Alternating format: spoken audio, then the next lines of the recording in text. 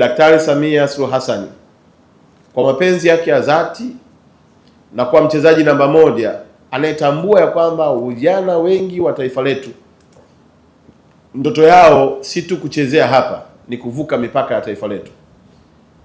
Katoa hizi fedha na analipa yeye mwenyewe kocha, ikiwa ni sehemu ya kuongeza tija na ufanisi wa vijana wetu katika mechi zinazokuja za AFCON. Matarajio ya Daktari Samia ni kuhakikisha kwamba timu hii inakuwa bora kuliko ilivyokuwa na inapanda viwango, si tu viwango vya CAF bali vya FIFA pia.